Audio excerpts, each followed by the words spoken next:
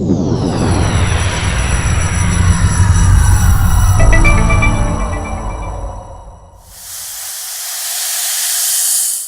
quinto punto, y tiene que ver con servir a Dios, ¿cierto? Servir a Dios. Lo hemos mencionado, 5 aspectos importantes. A través de estos 5 aspectos, 5 pilares de la fe cristiana que pudiéramos decir son 5 logros a los que cada uno de nosotros como cristianos debemos llegar. 5 aspectos importantes. En medio de esos 5 aspectos, obviamente, nosotros vamos a poder crecer como cristianos, como creyentes, y vamos a poder dar el fruto que se precisa. En el último de estos aspectos está el servir a Dios. Está de último, porque no puede estar de primero. Lo que está de primero es aquello que hemos mencionado, que sería que cada persona reconozca el sacrificio de Jesús en la cruz y como consecuencia de eso se considere y se repute salva. Una persona se sabrá salva, una persona entenderá el sacrificio de la cruz y como consecuencia de eso entrará a la dimensión de reino. Ese sacrificio de Cristo anuló automáticamente nuestros pecados, nos perdonó, dice la Biblia, todos los pecados cometidos fueron lanzados a lo profundo del mar. Esa verdad es importantísima y debemos tenerla muy clara. La segunda verdad habla del señorío de Jesucristo. Los aspectos en nuestra vida donde tenemos que rendir nuestra voluntad a la voluntad de Dios. Rendir nuestra voluntad al pensamiento de Dios. No es Dios ajustándose a mi pensamiento. Soy yo sometiéndome al pensamiento de Dios. No es a mi manera, es a la manera de Dios. Mucha gente dice, yo busco a Dios a mi manera. ¡Qué error tan terrible! No, mi relación con Dios es a mi manera. ¿Y quién dijo que las cosas son a tu manera? Serán siempre a la manera de Dios. Y para eso fue que Dios lo estableció. Hay elementos en la Biblia que son considerados los aspectos básicos a través de los cuales, pues obviamente, cada creyente debe alcanzar una vida de plenitud. Esa vida de plenitud la encontramos a través de algunas llaves que pudieran abrir de repente bendiciones para el creyente. ¿Quiere usted tener una vida emocionalmente sana? Pues obviamente usted tiene que abrir con la llave del perdón para que usted pueda accesar a una vida emocionalmente sana. Usted puede ir para el cielo y estar resentido con medio mundo. ¿Está claro? Usted puede ir para el cielo y de repente estar herido, dolido, afectado, porque hay gente que se afecta demasiado. Hay gente que tú parecen cristales de Venecia, que tú no los puedes tocar porque no los puedes mirar. Si los miras es malo y si no los miras pues es peor. ¿Cierto? Gente que es demasiado susceptible, en donde de alguna manera las heridas del ayer, del antaño, han gobernado su vida y lo han sometido a una vida de fragilidad, de debilidad emocional. Obviamente que eso no es ni bendición para el que vive así, ni bendición para la gente que vive alrededor, porque una persona que es emocionalmente débil es una persona que siempre va a pretender que la gente lo mire con demasiada ternura, que lo traten bien, que lo cuiden bien, que lo quieran mucho. Y si de alguna manera alguien es fuerte, pues obviamente que la atmósfera se daña y aquello es un completo desajuste. El tercer elemento, yo no quiero hablar de elementos, no he encontrado todavía la palabra correcta. Pudiera ser el tercer aspecto en el que el creyente debe vivir una vida de bendición. Sería, lo dijimos, el tercero. Debemos descubrir nuestro propósito. ¿Cuál es el propósito de nuestra vida? ¿Para qué fuimos puestos en la tierra de los vivientes?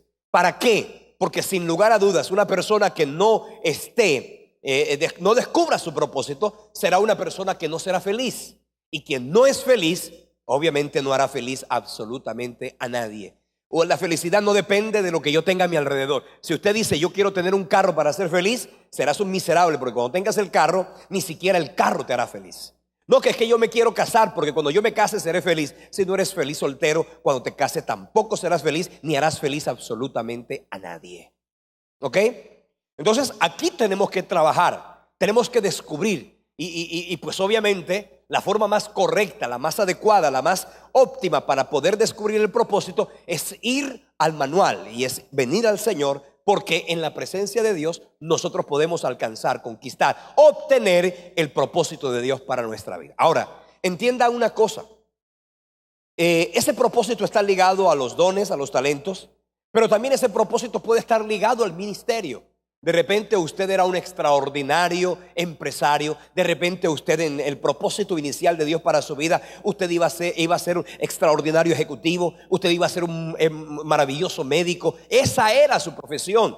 Sin embargo, llega un momento en que el que lo creó a usted puede irrumpir perfectamente en esa forma de vivir, y en cualquier momento Él lo puede a usted llamar y decirle: ¿sabes qué? Ok, ya lavaste, ya sacaste la pesca, ya sacaste las redes, ya limpiaste las redes, deja eso ahí. Deja eso ahí. No quiero que te quedes contando pececitos, ni quiero que te quedes vendiendo pececitos. Quiero que ahora dejes eso allí y vengas conmigo, que te voy a hacer pescador de hombres. De esa manera, ¿qué hizo el Señor? Le cambió el propósito de vida, que la Biblia dice que no solamente Pedro, Juan y todos los que estaban con él, a los que llamó apóstoles, los llamó y les envió con una comisión. La palabra apóstol significa uno que ha sido enviado, de manera que pues obviamente el Señor le cambió la historia a estos personajes y les dio un sentido totalmente diferente, un sentido totalmente feliz. Ahora, ¿cómo yo sé que Dios me está llamando? Bueno, tienes que estar pescando, y tienes que estar pescando bien. No creas tú que porque yo soy vendedor, yo no estoy vendiendo, me está yendo mal. Debe ser que Dios quiere que yo me meta pastor. No, hermano. Dios no va a llamar a gente desocupada. Dios, pues obviamente, si a alguien Él llamará. La Biblia dice que nadie toma para sí esta honra sino el que es llamado por Dios. Amén. Nadie puede pretender. No es esto el voluntariado de las Damas Rosadas, no es esto el voluntariado de la Cruz Roja o la Defensa Civil. No, cuando estamos hablando del llamado al ministerio, estamos diciendo que es Dios quien llama. Porque si Dios no llama, de nada sirve. Porque si es Dios llamando al hombre, y más de uno en alguna oportunidad hemos querido simplemente tirar la toalla, porque como la vida del ministerio no es fácil. La gente de pronto mira la gloria, pero no conoce la historia que está detrás. Entonces, mucha gente en medio de cada circunstancia de la vida pues presume que esto es fácil, eso es papaya, coger el micrófono, predicar, eso es chévere. Tener una oficina que la gente vaya, con que me cuente los problemas, eso parece sencillo y suave. Sin embargo, hermano, déjeme decirle que eso no es fácil. Usted tiene que saber que si usted va a ser llamado por Dios y usted acepta ese llamado, porque óyeme bien, hay gente que puede perfectamente no aceptar el llamado. Pedro, dice la Biblia, al instante dejando las redes, ¿qué hicieron? Lo siguieron. Pero fíjate tú que hubo otros personajes, como por ejemplo el joven rico. El Señor le dijo: anda, vende todo lo que tienes, dalo a los pobres y sígueme. El joven, no, un momentico, no, señor. Se puso triste. Y se puso triste porque tenía mucha plata. ¿Sabes qué dijo? ¿Sabes qué? Otra hubiera sido la historia de ese muchacho si él hubiera dejado todo y hubiera seguido a Cristo. O sea que el llamado al ministerio es algo que yo acepto o simplemente rechazo. Ahora, vamos a hablar hoy. Bueno, estamos hablando del tercero y todas las semanas lo he recordado, ¿no? El cuarto que hablamos la semana pasada, a ver quién se acuerda. Un espíritu de Dios que quiere dirigir nuestra vida. Un creyente que dependa del Espíritu Santo. Un creyente que dependa no de su voz, porque acuérdese, hermano, que hay voces que llegan a la vida y a la mente del hombre, el corazón del hombre, la voz del hombre mismo. La voz del propio corazón, la voz de la propia conciencia, la voz de la propia voluntad del alma humana. A veces está la voz de los hombres, o a veces está la misma voz del diablo. Entonces, nosotros, para poder tener una vida cristiana de plenitud, necesitamos aprender a oír la voz de Dios. Y aprender a oír la voz de Dios significa afinar nuestro oído para que obviamente cuando Dios hable sea para nosotros más sencillo de entender. Muchas veces nosotros tomamos decisiones no guiados por el Espíritu Santo. Muchas veces tomamos decisiones basados en nuestra experiencia, basados en nuestro conocimiento, basados en pues obviamente cuando hablo de conocimiento, pues el sentido común, lo que yo he aprendido, la experiencia de la vida me ha indicado que hay que hacer esto o aquello. Y a veces la vida, nuestra vida, se circunscribe a tomar decisiones de acuerdo a nuestra propia opinión. La Biblia habla de aquellas personas como gente que se considera sabia en su propia opinión. Entonces, una vida que no está guiada por el Espíritu Santo es una vida que diariamente cometerá errores y dificultades. Qué lindo que nosotros podamos oír la voz de Dios, que podamos atender la voz de Dios y que oyendo y atendiendo la voz de Dios podamos pues obviamente tener una vida mucho más plena, mucho más feliz, donde no dependa yo de nadie, donde yo no dependa de los hombres, sino que yo dependa de Dios, donde yo no busque agradar a los hombres, sino que yo busque y presuma que mi tarea es servir al Señor. ¿De acuerdo? Entonces, en ese sentido y desde esa perspectiva, nosotros tenemos que procurar, buscar y conquistar el poder a oír, ser guiados por el Espíritu Santo. La Biblia dice que mis ovejas oyen mi voz y ¿qué? Me siguen. ¿Para ti es fácil oír la voz de Dios? Nos es muy fácil leer la Biblia y filosofar de la Biblia. Nos es fácil. Hay gente que es muy dada a discursar, a disertar. Entonces, tomamos un versículo de la Biblia y podemos hacer un mini mensaje y sentir que esa es la voz de Dios. Sin embargo, hermano, una cosa es la voz de Dios, que usted puede oír la voz de Dios. Usted puede conocer la voz de Dios fácilmente leyendo la Escritura. Pero no es lo mismo escuchar la voz de Dios en la Escritura que escuchar la voz de Dios particularmente para mi vida, para mi caminar, para mi andar. ¿Por qué? Porque nosotros cuando estamos leyendo la Biblia casi que pensamos mucho en que en la palabra encontramos un mensaje para alguien. Ay, esto es bueno para el hermano Cadeno de Bisbal. Lo voy a regalar, voy a mandar este versículo para que Dios le hable a él. Pero nuestro momento de intimidad con Dios es importante que usted aprenda y cada día usted procure una y otra vez preguntarle al Señor: Señor, ¿qué quieres que yo escuche? ¿Qué quieres que yo haga? ¿Cierto? Porque, mira, una vida donde no hay milagros consecutivamente es una vida que por supuesto no está a la dirección de Dios. Una vida que está guiada por el Señor es una vida de milagros, una vida de lo sobrenatural. Porque es que Dios no puede, usted no puede decir, es que Dios me está hablando, pero su vida se vuelve una vida rutinaria, completamente tranquila. Dios llega a la mente, al corazón del hombre para transformarlo, para orientarlo. Qué lindo que usted pueda decir: mire, hermano, yo iba a hacer esto, yo iba a tomar esta decisión. Sin embargo, oí la voz de Dios. Dios me dijo que hiciera exactamente esto y mire lo que iba a pasar y lo que sucedió en este caso. Poder sentir que Dios es el que guía mis pasos es algo que definitivamente le traerá a nuestro corazón paz, confianza. La incertidumbre del mañana, el temor frente al futuro es algo que solo puede ser neutralizado con la voz de Dios. Solamente la voz de Dios puede de alguna manera neutralizar nuestro temor del mañana. Porque ¿a quién no le da miedo el mañana? A cualquiera.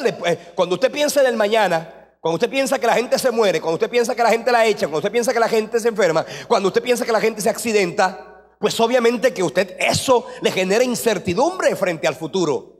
Pero cuando usted entiende que su vida está guiada por el Señor, entonces usted comienza a vivir una vida de plenitud, una vida de paz, una vida de tranquilidad. Eso significa ser guiado por el Espíritu Santo. Amén. Yo le decía la semana pasada y se lo reitero esta noche: usted no puede ni ausentarse respecto de la voz de Dios a través de los pastores. Pensando un poquito en esto, importante que usted sepa que en la carta a los Hebreos, capítulo 13, versículo 17, Hebreos capítulo 13, versículo 17, dice la Biblia así, dice: obedeced a vuestros pastores, sujetaos a ellos, porque ellos velan por vuestras almas, como quienes han de dar cuenta, para que lo hagan con alegría y no quejándose, porque esto no os es provechoso. Fíjate tú que ahí está hablando de la obediencia a las autoridades.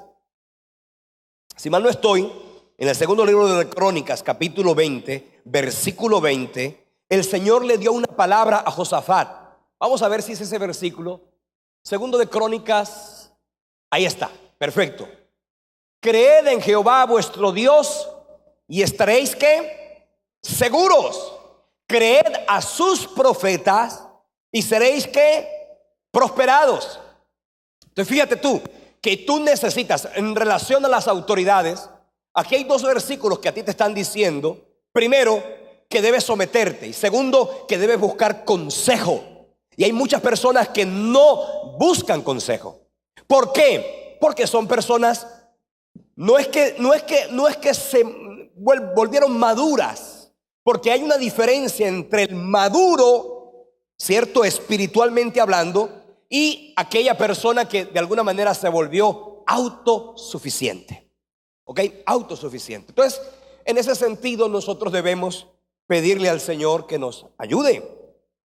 Tengo el caso de una familia, y esa familia nos sucedió algo muy curioso, porque la hermana, la esposa de familia, un día vino a hablar conmigo y me contó en consejería pues una situación que estaban viviendo como pareja, como familia.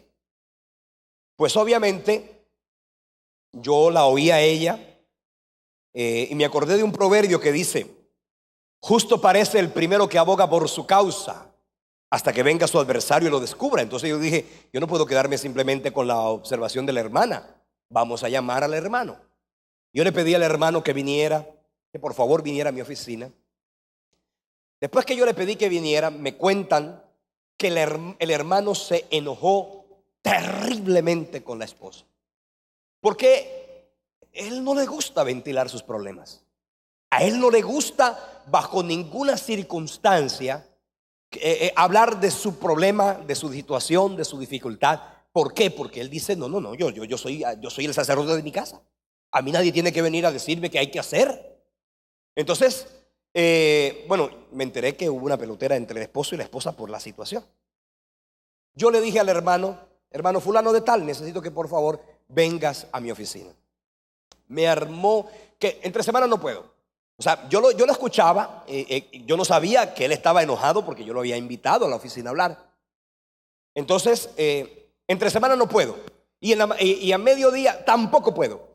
Y en las noches tampoco puedo. Y los sábados, no tampoco, pastor, es que yo ando muy ocupado. Y entonces me dijo, de pronto sería el domingo. Y como yo el domingo estoy ocupado, entonces yo le dije, bueno, vamos a hacer una cosa, nos vamos a sentar a hablar un domingo. Terminó un culto y entre un culto y otro, yo lo senté en mi oficina y comenzamos a hablar. En vista de que yo accedí al tiempo que él necesitaba y quería, hablé con él allá en la oficina. Y hace unos días solamente tuve una consejería con él. Si usted me pregunta qué le dijo, no me acuerdo. Pero esta mañana me llamó la esposa a decirme, oiga pastor, a contarme otra situación. Yo le dije, ven acá y cuéntame de tu esposo, ¿cómo están las cosas? Me dijo, pastor, yo no sé qué pasó, pero solamente ese día que usted habló con él, mira, él cambió. No del cielo a la tierra, porque si está en el cielo y baja a la tierra, eso se empeoró la cosa, sino de la tierra al cielo, hermano. Eso fue un cambio impresionante.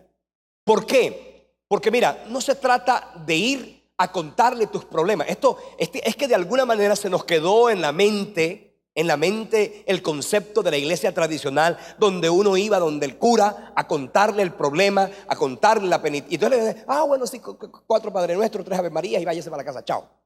Entonces la gente veía eso completamente inútil, innecesario. Pero no, cuando usted va a consejería, ¿sabe qué está haciendo usted? Usted lo que está haciendo es venir ante la palabra, venir ante el Señor, porque obviamente usted tiene que entender que cada consejo que a usted le dan debe ser un consejo guiado y dirigido por la palabra. La palabra es la que debe orientar y obviamente debe guiar tus pasos. Y cuando tú vas a la palabra, mira, la palabra definitivamente confronta, porque la palabra no es para hacerte sentir más bonito de lo que eres. La palabra al revés, lo que hace la palabra es demostrarte lo débil que eres. Lo que hace la palabra es demostrarnos lo incorrectos que podemos ser, lo equivocados que estamos. Si usted va a la palabra y sigue siendo igual, hermano, usted está leyendo nada más salmos, ¿cierto? Y usted lee los salmos, y bueno, y los salmos es lindo. Leer los salmos es maravilloso, pero en los salmos, hermano, eso es pura ternura de Dios, pura belleza de Dios. Aunque un ejército acampe contra ti, no temerá tu corazón. Aunque contra ti se levante guerra, tú estarás confiado. Ay, Dios, ay, vamos pero óigame, métase con pasajes de la Biblia que lo confronten, ¿cierto? El que hurtaba no hurte más. Cuando usted va a la Biblia y entonces la palabra comienza a usted a confrontarlo, y usted comienza a cambiar, porque el poder de Dios se canaliza a través de la palabra. ¿Qué hace el Espíritu Santo? Pues obviamente el Espíritu Santo toma la palabra para que a través de la palabra, que es la espada del Espíritu. ¿Ok? ¿Cuál es la espada del Espíritu?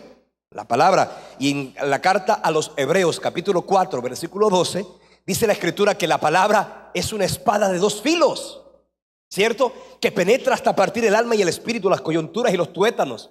Dice que la palabra discierne los pensamientos, las intenciones del corazón. O sea que la palabra penetra, y eso es lo que definitivamente logramos nosotros a través de la palabra. Si usted está expuesto a la palabra y usted no cambia, entonces usted tiene la conciencia cauterizada.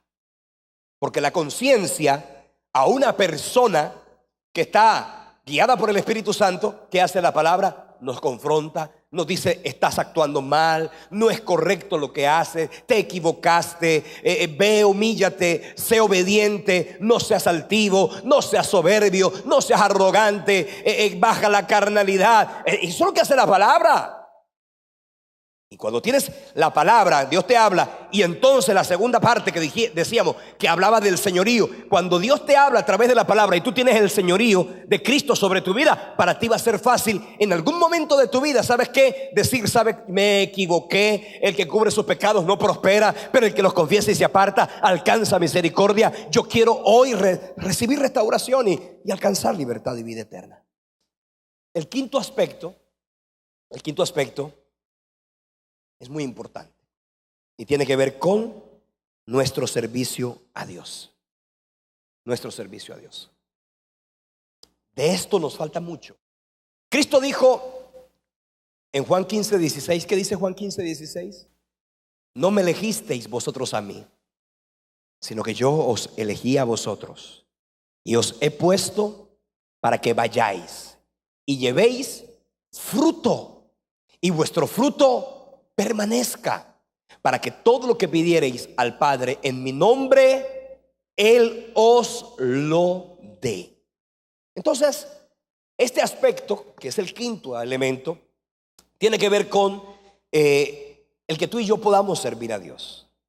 Mira, el Espíritu Santo, cuando guía tu vida, no solamente te ministra a ti, sino que el Espíritu Santo te usa a ti para ministrar y para bendecir las vidas de la gente que tienes a tu alrededor. Cuando el Espíritu Santo pone su palabra en tu boca, de esa manera tú puedes testificar y mostrar a Cristo a los demás. Dice la Escritura en Marcos 13:11: y cuando los arresten y los sometan a juicio, no se preocupen de antemano por lo que van a decir, solo declaren lo que les dé a decir en ese momento, porque no serán ustedes los que hablen, sino ¿quién? Mi Espíritu. Quiere decir que el Espíritu de Dios, cuando tú estás sometido a su soberanía, a su gobierno, el Espíritu Santo comienza a hacer de ti un instrumento de bendición para la vida de otras personas. Cuando hablamos nosotros de este aspecto, hay pasajes como por ejemplo Juan capítulo 15, Juan capítulo 16. Son pasajes en el capítulo 14, 15 y 16. Son pasajes a través de los cuales el Señor Jesucristo hace referencia al ministerio del Espíritu Santo en la vida de los cristianos, de los creyentes, de los nacidos de nuevo. Y parte de ese ministerio del Espíritu Santo es usarnos a nosotros para bendición y testimonio de otras personas. Más, en Hechos capítulo 1, versículo 8, dice la Biblia: cuando venga el Espíritu Santo sobre ustedes, recibirán ¿qué? Poder. ¿Para qué? Para ser mis testigos en Jerusalén, en Judea, en Samaria y hasta lo último de la tierra. Quiere decir que una persona que vive en plenitud de Dios es alguien que está dispuesta a servir a Dios. Déjeme decirle que si yo leo la Biblia, encuentro que la Biblia nos habla de talentos. Usted tiene talentos. Usted lo puede leer en Romanos capítulo 12. Allí la Biblia habla de los talentos, que obviamente son habilidades dadas por el Padre para que cada uno de nosotros de esa manera podamos vivir en bendición y poder tener una vida de prosperidad y de fruto, pero también a través de los talentos que tú puedas servir a Dios en la vida de la iglesia y la vida de otras personas. Amén. Hablamos de los talentos. También hay dones. Hay dones que son espirituales. Si usted lee la Biblia en el capítulo 12 de la carta a los Corintios, la primera, el apóstol Pablo está haciendo referencia a los dones del Espíritu. ¿Y cuántos dones hay? ¿Cuántos? 9 dones. 9 dones. Y si usted lee, dice la Biblia, no ignoréis los dones espirituales. ¿Por qué? Porque hay mucha gente que ignora los dones espirituales. Y déjeme decirle algo, que en la Biblia los dones espirituales están dados allí para que cada uno de nosotros los anhele. En el capítulo 13 de la carta a los Corintios, Pablo decía, desead los mejores dones. Así que si usted desea un don espiritual, usted puede pedirlo. Pero muchos de ustedes no han sido usados por Dios en un don porque simplemente no lo han pedido, porque no lo han anhelado, porque no lo han deseado, porque para desearlo obviamente necesitan compasión, y la compasión que los lleve a ustedes a vivir en el lugar donde Dios quiere que vivan para ministrar a otros. Yo quiero que por favor me prestes tu Biblia. Cuando leo la Biblia, 1 Corintios capítulo 12, dice la Escritura: no quiero, hermanos, que ignoréis acerca de los dones espirituales. Sabéis que cuando erais gentiles se os extraviaba llevándoos como se os llevaba a los ídolos mudos. Dice: por tanto os hago saber que nadie que hable por el Espíritu de Dios dice a Jesús anatema, como tampoco nadie puede exclamar que Jesús es el Señor si no es por el Espíritu Santo. Ahora bien, hay diversidad de dones, pero el Espíritu es el mismo. Hay diversidad de ministerios, pero el Señor es el mismo. Y hay diversidad de actividades, pero Dios, que hace todas las cosas en todos, es el mismo. Ese pasaje, el 5 y el 6, hacen referencia a lo que yo les he mencionado. Primero habla de los dones, los da el Espíritu Santo. Luego habla de los ministerios, ¿quién los da? Jesucristo. Y luego habla de los dones, o de los talentos, perdón, las actividades que las da el Padre. Entonces, cuando comienza aquí el apóstol Pablo a hacer referencia a los dones, mire lo que dice: a cada uno le es dada la manifestación del Espíritu para provecho, pero para provecho de unos o para provecho mío. Porque hay gente que quiere ser, que yo quiero tener el don yo quiero tener el don de sanidades. ¿Pero para qué? ¿Para que te reconozcan? ¿Para que la gente de alguna manera termine ovacionándote? Ojo, muchas personas no reciben los dones espirituales. Primero, porque no los anhelan. Segundo, porque no están preparados para usarlos. Así que si usted quiere tener un don espiritual, primero prepárese en su carácter. Y segundo, prepárese, anhélelo para poderlo recibir. Dice: a cada uno es dada por el Espíritu la manifestación. Hay palabra de sabiduría. ¿Cuántos quisieran tener palabra de sabiduría? Mira, no es sabiduría, porque aquí hay una diferencia entre la sabiduría y la palabra de sabiduría. Santiago dijo: si a alguno le falta sabiduría, pídala a Dios, el cual le dará a todos abundantemente y sin reproche, y le será dada.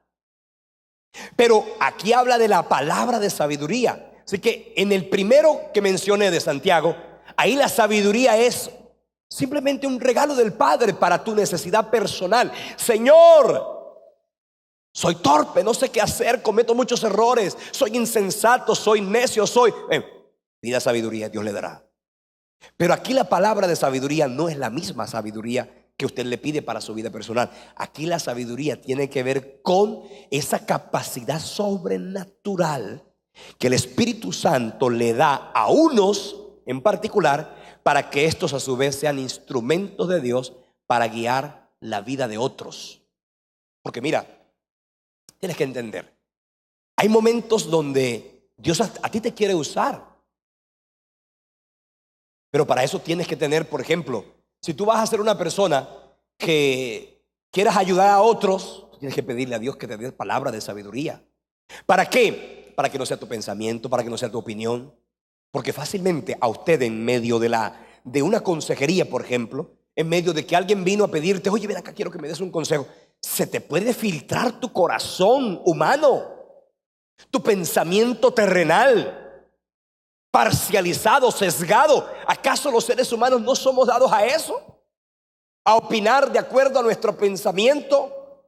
Hermano, el que quiera ser un instrumento de Dios para servir con palabra de sabiduría en la vida de otras personas, necesita fundamentalmente oír la voz de Dios. ¿Para qué? Para que sea Dios quien hable al corazón de la gente. Quiero decirle algo. Yo te puedo decir que yo recibí este don de sabiduría. Y no para ostentarlo. Mira, ¿por qué? Porque hay momentos donde yo tengo a una persona enfrente de mí y la persona me está contando y yo me he dado cuenta. Ojo, no es que yo no me dé cuenta que tengo el don de... no es que yo no sé si lo tengo. Un momentico, si usted lo tiene, tiene que darse cuenta. Porque, por ejemplo, yo a veces tengo a una persona enfrente de mí que en mi humana sabiduría, sabes que yo no tengo ni idea qué decirle. No tengo, mira, y estoy frente a la persona y yo diría, Dios mío, qué vida tan enredada, qué cosa tan complicada, no sé por dónde coger. Sin embargo, cuando oramos, ¿sabes qué pasa en ese momento? El Espíritu Santo, yo siento que es como que un laberinto, como que hay tanta oscuridad y se puede encender una luz. La gloria no es para el que tiene el don de sabiduría, la gloria es para el Espíritu, pues obviamente que engrandece a Jesús en la vida de una persona, para que de esa manera cada uno pueda volver al sendero correcto. Si usted quiere sabiduría, pídasela al Señor. Pero si usted quiere tener el don de sabiduría, anhéleselo al Espíritu Santo. Señor, yo quiero que tu Espíritu Santo me regale el don de sabiduría. Ojo, la palabra de sabiduría, como todos los dones de la Biblia, tiene que estar profundamente interrelacionada con el conocimiento de la palabra. Porque no puede ser tu pensamiento, oye, a mí se me ocurre que tal cosa, que tal que lo que a ti se te ocurre vaya en contra de la palabra.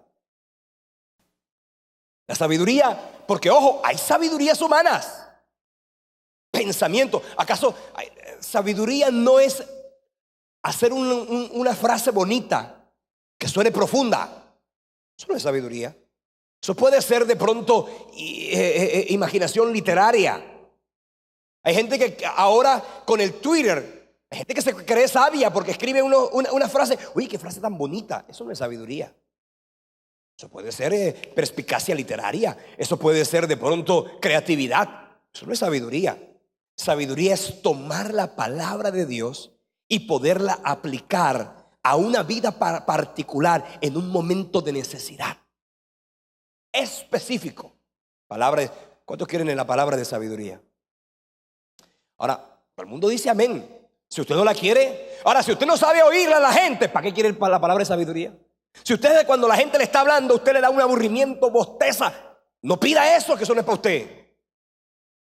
Hay gente que uno le está hablando y está pensando en mil cosas, no se concentra. Hay gente dispersa, usted no las conoce.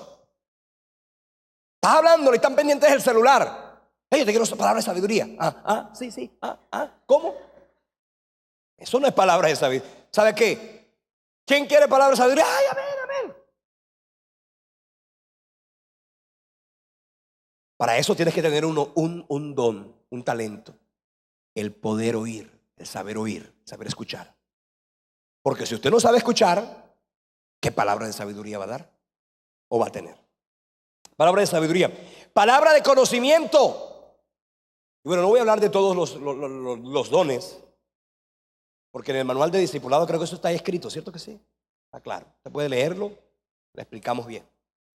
Palabra de conocimiento. Poder. Mire, esta mujer, María Isabel Velasco Rodríguez, Dios la usa en palabra de ciencia. A ella Dios le muestra cosas que el que está mal no la querrá ni mirar, porque Dios le muestra cosas totalmente secretas, profundamente secretas. Yo cuando ella me habla de que Dios le dijo, Dios le mostró. En esta mujer, cuando Dios le dice que Dios le mostró, Dios le mostró. Yo te conozco hace muchos años, María. Juez 15 civil municipal. Y ojo, es juez de la República, tiene don de ciencia, imagínese usted. Usted quiere que le arreglen el negocio, vaya allá donde ella.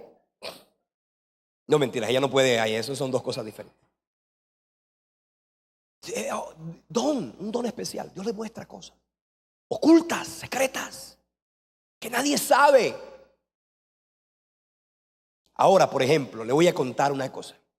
Usted no puede tener el don de ciencia. Ay, yo quiero tener el don de ciencia, yo quiero. Usted es chismoso, Dios no se lo da. Porque mira, una persona chismosa con don de ciencia es más peligrosa que un alacrán con alas. ¿Usted se imagina un alacrán que huele? Un desastre. Hay que tener prudencia. Prudencia. Porque mira, el Espíritu Santo no es tonto, no le va a dar, ay, que yo quiero el don de ciencia. Controle la lengua y entonces yo te lo doy. Porque Dios te va a mostrar cosas que están escondidas, que nadie sabe. O sea, hay que llegar a la vida de una persona y decirle, Dios me dice que del diezmo que diste tanto, te cogiste la mitad. ¿Cómo así? Sí, como dice la Biblia, que el don de ciencia que le dio a los apóstoles cuando Ananías y Zafira. Mira, ¿quién sabía eso?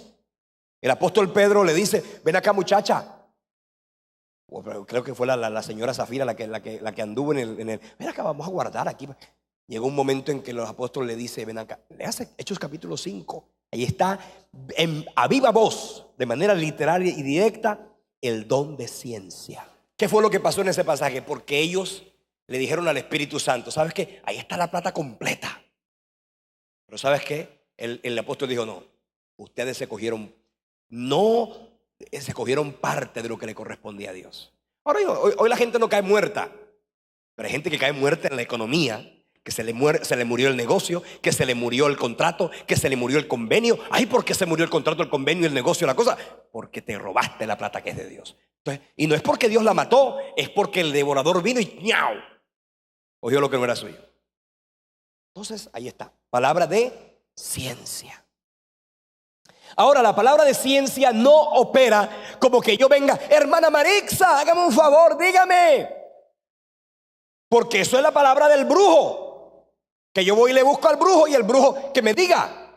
Ni la palabra de ciencia, ni la palabra de profecía, yo la puedo traer, porque la Biblia dice que la palabra profética no fue traída por voluntad humana, sino que los santos hombres de Dios hablaron siendo inspirados por el Espíritu Santo. Primera carta de Pedro, capítulo 1, 19, 20, 21. Usted va a encontrar allí que la Biblia dice que yo no puedo traer la palabra de ciencia. No, es el Espíritu Santo que te dirá lo que... Ahora, hay que tener, cuando se habla de la palabra de ciencia, no solamente tener la sensibilidad para oír la voz de Dios, sino la prudencia y la dirección de Dios para saber qué hacer con esa palabra que hemos recibido. Porque a veces esa palabra no es para que tú se la cuentes a nadie. A veces será para que busques gente muy espiritual con la cual compartir una carga y orar. Pero a veces ni siquiera eso quiere el Espíritu Santo. A veces será, Dios usa esa palabra de ciencia para usarte como un instrumento en la vida de otro. Como Natán, el profeta, que fue donde el rey David y le dijo, ven acá, y le echó la historia, la cosa. La historia, bueno, tú eres ese hombre. Es palabra de ciencia. Oh, y eso es en el Antiguo Testamento.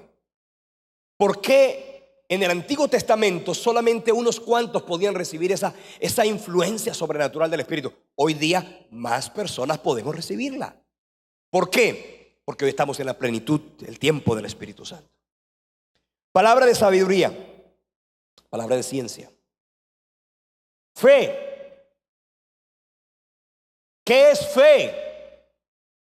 Si usted se confunde de que yo quiero la palabra de fe. Mire, la fe puede ser salvadora, puede ser para hacer milagros, para creer. Pero déjeme decirle, la fe que está aquí es una fe especial. No es la fe para que usted reciba el carro que quiere, ni para que usted reciba la... Ojo, estos dones, léalos, estúdielos. Ninguno de estos dones Dios los da para beneficio personal. O sea que si usted quiere tener fe para comprar la casa, no. Esa fe no es esta. Este don es un don donde Dios te usa a ti para inspirar la fe de otros. No es para ti. Ninguno de estos dones es para beneficio personal. ¿Aló? Estos dones son para beneficio de la iglesia, de los creyentes. O sea que Dios te usa a ti para bendecir a otros. Y bueno, ahí sigue hablando de discernimiento de espíritus, lenguas. Voy a hablarles, creo que les he mencionado esto, pero quiero, mira, aquí pudiéramos hablar profundamente, ¿eh? Lenguas. ¿Cuántos hablan en lenguas aquí? Levante la mano. Ok. ¿Usted habla en lenguas? Levante la mano otra vez. Bien alto. Baje las manos. ¿Quién de ustedes tiene el don de lenguas? ¿Quién tiene el don de lenguas? Fíjate tú.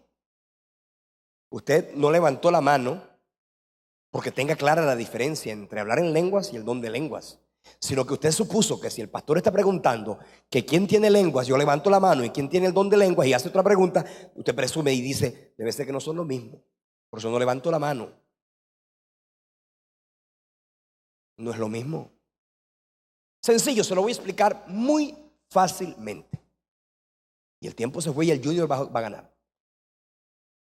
Mire, la próxima semana vamos a profundizar más de este tema. ¿Ok? La próxima semana vamos a hablar más acerca de, vamos a hacer un recuento, un resumen, por supuesto, de todo el seminario. Vamos a hacer entrega de los certificados, pero vamos a hacer un resumen de todo el seminario. Y la próxima semana vamos a profundizar más acerca de este punto que tiene que ver con cómo el Espíritu Santo quiere usar la vida de los creyentes para ministrar la iglesia y para ministrar la vida de otros. Le voy a explicar, por ejemplo, fácilmente el tema que tiene que ver con las lenguas y el don de lenguas. Las lenguas, usted las puede entender en 1 Corintios capítulo 14. Ahí habla el apóstol Pablo del don de lenguas. ¿Para quién es el don de lenguas? O ¿para quién es el hablar en lenguas? Mejor, disculpe. ¿Para quién es el hablar en lenguas? Para cualquiera que anhele. La Biblia lo dice. La evidencia física bíblica inicial de hablar de ser lleno del Espíritu Santo, el poder hablar en otras lenguas. Pablo decía que el que habla en lengua extraña a sí mismo se edifica. Así que yo puedo hablar en lenguas, pero óigame bien, yo hablo en lenguas porque fui lleno del Espíritu Santo y porque recibí el bautismo del Espíritu Santo. Pero yo no tengo el don de lenguas. Es interesante que usted lo diferencie. Porque el don de lenguas, no, ni siquiera el don de lenguas, Patri, tiene que ver con el don de interpretación de lenguas. Son dos dones diferentes. La Biblia los describe como dos dones distintos. Las lenguas son para mi beneficio personal. Yo cuando oro en lenguas, yo estoy edificando mi espíritu. Estoy hablando en lengua extraña, yo no entiendo, no sé lo que estoy diciendo. ¿Ok? De manera que yo cuando hablo en lenguas, yo lo hago para mi beneficio personal, en mi oración privada, particular. Y es para beneficio exclusivamente mío. Pero el don de lenguas es cuando las lenguas tienen en sí un mensaje para edificación de la iglesia. Ahora, esas lenguas puede que usted también tenga, y está muy relacionado, el don de lenguas con el don de interpretar las lenguas. Pero fíjate tú que el apóstol Pablo decía que si alguien tiene lenguas, o don de lenguas mejor, y no tiene la interpretación, o no hay nadie en la iglesia que interprete, es mejor que se quede callado. ¿Ok? Porque las lenguas tienen como un propósito, es traer el mensaje de Dios para el pueblo. Y fíjate tú que en ese sentido nosotros debemos avivar esos dones, anhelarlos, porque de alguna manera nos puede estar pasando lo que dijo el apóstol Pablo en los Corintios. Estamos ignorando los dones espirituales. Y el que ignora los dones espirituales, pues obviamente tendrá dones reprimidos o tendrá dones que no ha podido disfrutar.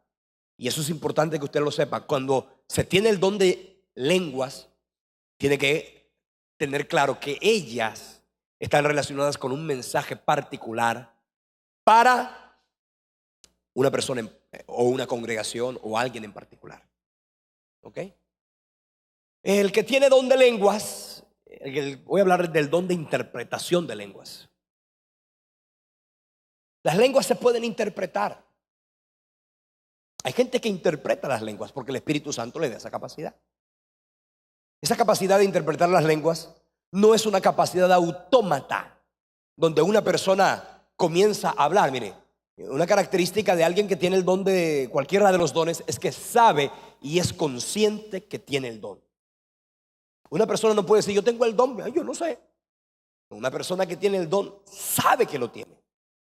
Sabe que lo tiene porque es notorio, porque es sobrenatural, porque es evidente.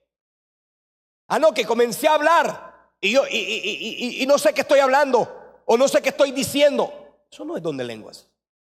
El Espíritu no anula la voluntad del que trae el mensaje. Una persona puede recibir un mensaje de parte de Dios a través de la interpretación de lengua, y el que tiene el don tiene la capacidad de hablarlo o callarlo. Fácilmente. La voluntad. La Biblia dice que los espíritus de los profetas están sujetos a los profetas. No dice la Biblia que el espíritu se sujeta al profeta. Yo no sé de dónde sacaron esa herejía, que el espíritu se sujeta al profeta. En ninguna parte de la Biblia dice que el espíritu se sujeta al profeta. Lo que dice es los espíritus de los profetas están sujetos a los profetas. Es decir, que la voluntad humana no se disocia del accionar espiritual. Yo tengo la capacidad de hablar cuando quiero y de callar cuando quiero, porque eso tiene que ver con el don espiritual.